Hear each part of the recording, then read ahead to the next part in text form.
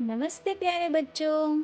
आज हम शुरू कर रहे हैं भगवान श्री विष्णु के 24 अवतारों की सुंदर कथा यात्रा।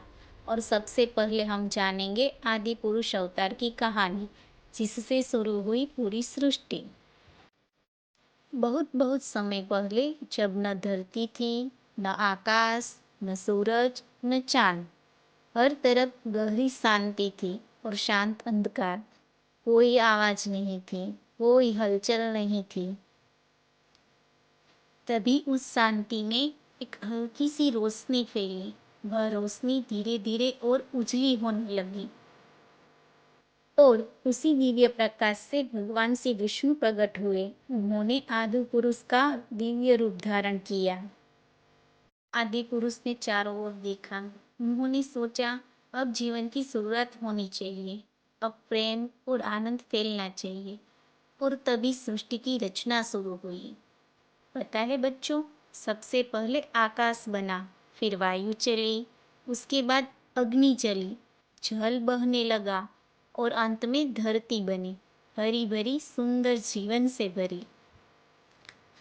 भगवान विष्णु की नाभि से एक दिव्य कमल प्रकट हुआ, और उस कमल पर विराजमान हुए ब्रह्मा जी।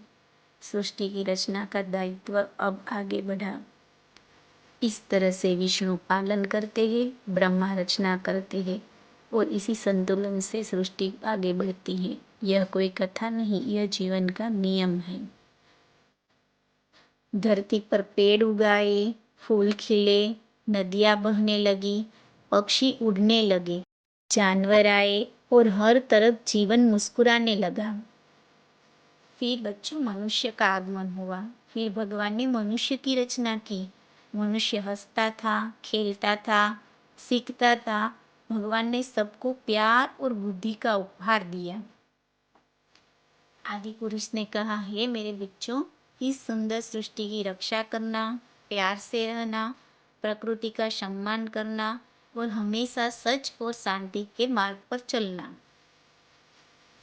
बच्चों, आदि पुरुष अवतार हमें सिखाता है कि हर अच्छी शुरुआत शांति से होती है, प्यार से होती है, और जब मन शांत होता है तो पूरी दुनिया सुंदर लगती है। जय श्री कृष्ण बच्चों। अब हम मिलेंगे अगले एपिसोड में। हम जानेंगे 4 दिव्य बालकों की कथा, सनक कुमार अवतार की कहानी।